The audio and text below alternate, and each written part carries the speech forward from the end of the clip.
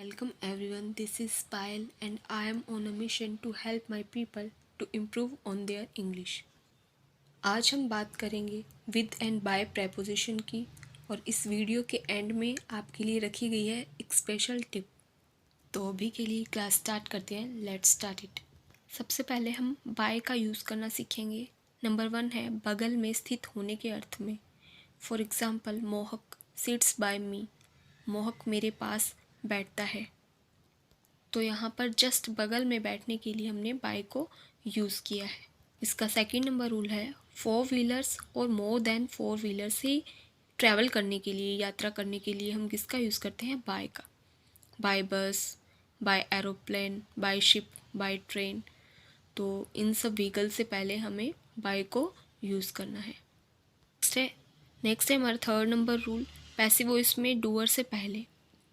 For example this cake is prepared by Manan, यह cake जो है वो मनन के द्वारा बनाया गया है।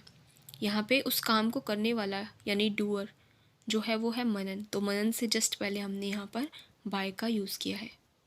कुछ एक वर्ड्स होते हैं जिनसे पहले हमें बाय लगाना होता है या जिनके साथ में हमें बाय को यूज़ करना होता है। जैसे किसी बात को बीच के अंदर हमें कुछ नया बोलना हो या कोई अलग बात बीच के अंदर करनी हो तो हम ये यूज़ करते हैं बाय द वे। जैसे बाय द वे आपका बिज़नेस कैसा चल रहा है, इस तरीके की अगर अपने को कोई बात किसी से करनी हो तो वहाँ पे हम बाय द वे का यूज़ करते हैं। किसी ट्रांजैक्शन के लिए जैसे चेक और ड्राफ्ट, इनसे पहले हमें बाय का यूज़ करना होता है, बाय चेक, बाय ड्राफ्ट। लेकिन अगर हमें कैश में ट्रांजैक्शन करना है तो वहाँ पर कैश से जस्ट पहले इनको यूज़ करना है। इसको स्टार मार्क बना करके नोट किया गया है। तो चेक और ड्राफ्ट वगैरह से पहले हमें बाय को यूज़ करना है और कैश से जस्ट पहले इनको यूज़ करना है। 1 बाय 1 एक एक करके, step by step, by and by. इसका मीन होता है स्लोली, धीरे धीरे। Day by day, 40 by 60। इसके अलावा कसम खाने के लिए बाय गॉड, ऐसा हम यूज़ करते हैं, बाय गॉड। नेक्स्ट हम बात करने वाले हैं विद की। तो नंबर 1 है इसका साथ के अर्थ में। For example I go to school with Kavish, मैं काविश के साथ स्कूल जाता हूँ। तो यहाँ पर विद का सेंस साथ है और साथ के लिए हमने विद को यूज़ किया है। नंबर 2 पे हमने लिया है मिक्स के साथ विद का यूज़ करते हैं।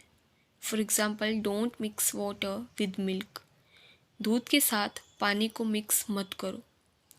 तो यहाँ पर मिक्स के वजह से यहाँ पर विद को यूज़ किया है। इसकी बजाय अगर ऐड के साथ हमें किसी को यूज़ करना होगा, किसी प्रेपोजिशन को, तो वहाँ पर इन को यूज़ किया जाएगा, न कि विद को। Don't add water in milk.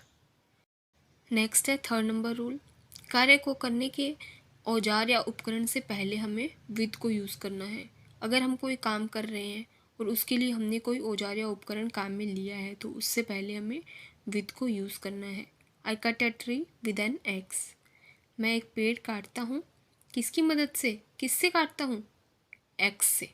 तो वहाँ पर एक्स से जस्ट पहले हमें विद को यूज़ करना है। यहाँ हमारा सेकंड सेंटेंस है the snake was killed by the man with the stick. इस सेंटेंस में बाय और विद दोनों प्रेपोजिशन यूज़ हो गई हैं कि जो सांप था वो मारा गया, किसने मारा उसे? बाय द मैन, मैन के द्वारा मारा गया। और किससे मारा, क्या उपकरण या क्या औजार यूज़ किया? तो अ स्टिक, स्टिक से मारा, तो विद अ स्टिक।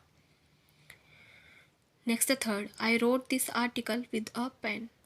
यहाँ पर पेन से लिखा है इसलिए यहाँ पर विद का यूज़ हुआ है पेन से पहले।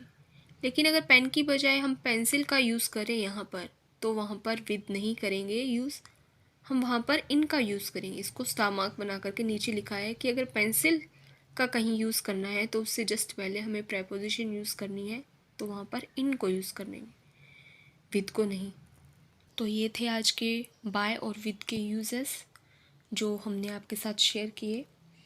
और अब है स्पेशल टिप का टाइम, जो कि मैं आपको एक स्टोरी के थ्रू बताना चाहूँगी। तो यहाँ हमारी स्टोरी में 2 किरदार हैं जिसमें से दोनों फ्रेंड्स हैं आपस में। एक का नाम जैक है और दूसरे का जिल। दोनों ने 2 सालों के लिए एक म्यूज़िक क्लास को ज्वाइन किया। जो जैक था वो तो घर पर भी प्रैक्टिस करता था, रियाज़ करता था गाने का। घर पर गाना गा कर के देखता था कि मैं क्या सीख रहा हूँ, क्या नहीं सीख रहा। और जो जिल था वो केवल क्लास में ही गुरुजी को सुनता था। कुछ महीनों के बाद जैक ने अपने फ्रेंड्स को भी गाना गाकर सुनाया और धीरे धीरे वो अच्छा सीखने लग गया, मेहनत करने लग गया और उसकी सिंगिंग को एप्रिसिएशन भी मिलने लगी। लोग उसकी सिंगिंग को बहुत पसंद करने लगे। दूसरी तरफ जो जैक था उसने न तो कभी पब्लिकली गाया और न ही कभी मेहनत की। वो क्या सोचता? वो ये सोचता कि 2 साल के बाद जब गुरुजी मुझे पूरा म्यूजिक सिखा देंगे मैं तो तभी गाकर सुनाऊंगा। जैक ने सीखने के साथ साथ खुद भी प्रैक्टिस की और सबके सामने गाकर अपने हेजिटेशन को भी दूर कर लिया, जबकि जिल पूरा सीखने का वेट ही करता रह गया। सो आई होप आपको पता लग गया होगा कि मैं आपको क्या कहना चाहती हूँ। आप इस बात का इंतज़ार ना करें कि मैं इंग्लिश के वर्ड्स और सेंटेंसेस तभी बोलूँगा या बोलूँगी जब मैं इनको बहुत अच्छे से सीख जाऊँगी, बल्कि जितने भी शब्द आपको इंग्लिश में आते हैं, आपने किसी बुक्स में पढ़े हैं, किसी ने आपको सिखाए हैं, आपने क्लास में सीखे हैं, या आपने कोई यूट्यूब वीडियोस देखे हैं और उनसे आपने कुछ सीखा है, तो आप उन्हें यूज़ कीजिए। नए नए शब्द जो और भी आप सीख रहे हैं उन्हें भी अपनी डेली लाइफ में यूज़ करें। अदरवाइज़ इंग्लिश आपको हमेशा ही हेजिटेट करती रहेगी, या आप इंग्लिश बोलते टाइम बहुत हेजिटेशन में ही रहेंगे। तो शुरू कीजिए आज ही अपने फ्रेंड्स और रिलेटिव्स या फिर कलीग्स के साथ इंग्लिश बोलना। कुछ एक वर्ड्स अपनी लैंग्वेज में, कुछ एक वर्ड्स इंग्लिश में यूज़ कीजिए या फिर कुछ छोटे छोटे सेंटेंसेस बोलिए। और इसी के साथ कुछ नया सीखने में मैं आपकी मदद करूँगी। और देखते रहिए आने वाली वीडियोस भी। और अगर आप चैनल पर नए हैं तो चैनल को सब्सक्राइब कीजिए, लाइक, शेयर और कमेंट करना तो कभी मत भूलिए। तो मिलेंगे एक नई वीडियो के साथ। तब तक के लिए keep practising, keep learning. All the best.